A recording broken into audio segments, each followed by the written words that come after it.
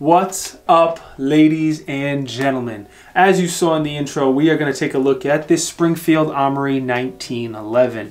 4 quick things before we dive up close. Number 1, at any time if you think I deserve it, please hook me up with a like and a subscribe. Really helps us out on this channel. 2, I am not a huge 1911 fan. Yes, I know they won 3 world wars, but they're just not my cup of tea. Number 2, I am not a huge Springfield Armory fan. We're not going to get into that in the Second Amendment today. It'd be an hour-long video, but not a huge fan of Springfield Armory or 1911s. Now with that said, I've had this pistol for a few years. My buddy Henry hooked me up with it so I can help people qualify for their Rhode Island concealed carry permit. Here in Rhode Island, we have to do a pistol qualification, and you can only carry up to the size caliber that you qualify with. So if you qualify with the 45, you can carry anything smaller, a 9, a 40, etc. So most people, if they can, they will qualify with the 45 ACP so they can carry most common pistol calibers. So with that said, I have helped hundreds of people qualify for their permit, and dozens of them have used this pistol. And I have never cleaned it once. Kind of just showing you how dirty out the muzzle is here. Literally, in about 3 years, never cleaned this pistol one time, and it has thousands of rounds through it. So I went in with very low expectations on 1911s in Springfield Armory, but the pistol has been sensational. I really don't remember any malfunctions or jams, so I got to give credit where credit is due. With all that said, third, I want to know what your opinion on 1911s are. Would you carry one? What's the pros and cons? Sign off in the comments and let's all talk about it. Me personally, I would much rather carry something like this. This is my H&K VP9. I think it's a more reliable gun. It is lighter. It has twice the capacity, and you can do all sorts of cool things like put the light and the red dot on it and all that good stuff. Anyway, those are my thoughts. Let's go ahead and dive up close and take a look at this pistol. So this 1911 from Springfield Armory is their A1 Mil-Spec edition. And what it is, it's kind of a clone or a copy or a modern version of the original GI 1911. And as we go through, I'll try to point out some of the similarities and the differences, but I'm sure I'll forget something. As far as your magazines, 2 metal magazines, each hold 7 rounds. I've tested a bunch of different magazines in this gun over the years, and they've run them all pretty well.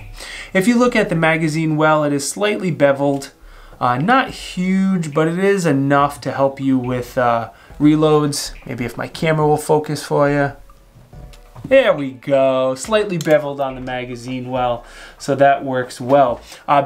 The back of the grip, it does have an extended mainspring area like the original GI, and I think that feels very good.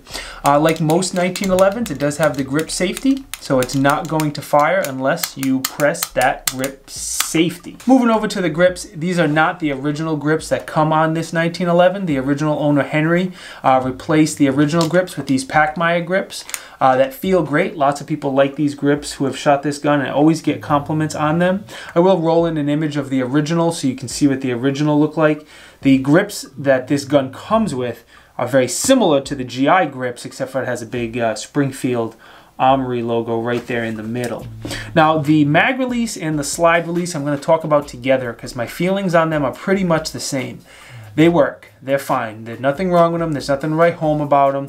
Being this is such a large gun, and I guess I have average size hands, I take a large mechanics glove, I can't reach the mag release or the slide release without readjusting my grip. I think that's going to be the case with pretty much all full-size 1911s, so I'm not digging on this one for it, but it's just the way it is. On the back of the trigger here, you see this little scalloped area, little cutout area, and it's the same on the ejection port. Little cutout scalloped area. That's another nod to the original GI 1911. This trigger here is actually a Wilson combat trigger. This is not the original trigger that it comes with.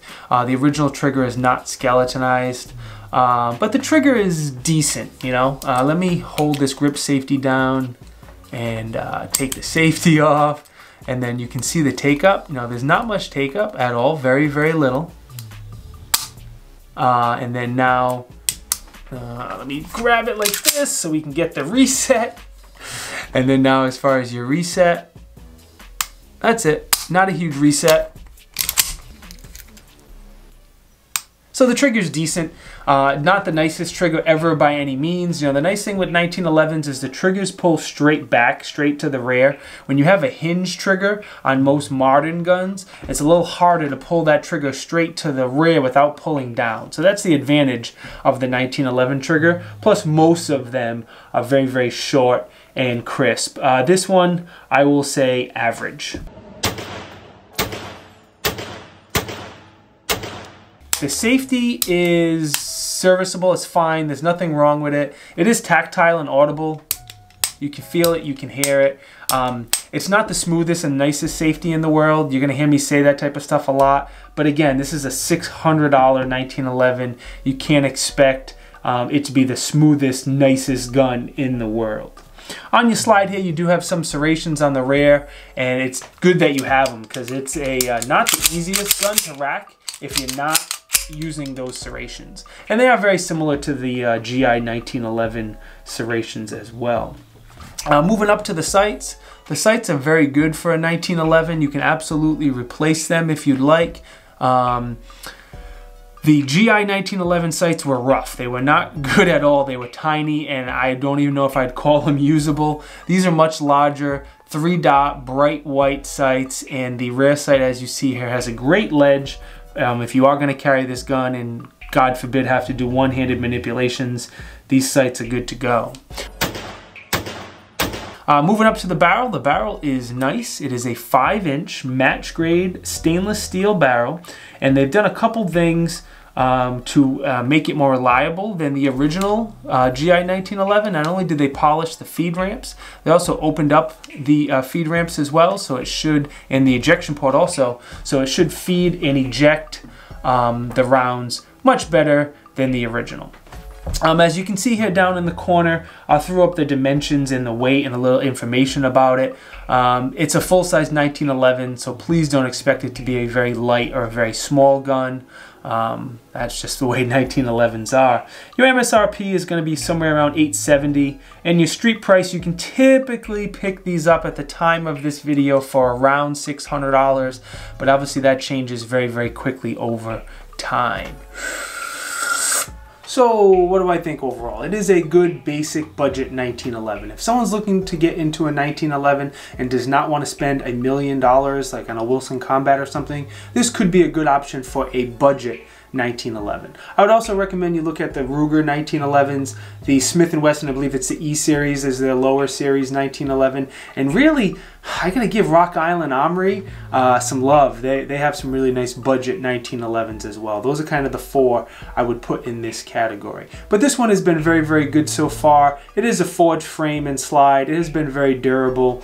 Again, just keep your expectations where they should be. It's a $600 1911. It is good. It is not great. Don't expect the fit and finish of a $4,000 Wilson Combat or any gun to that level.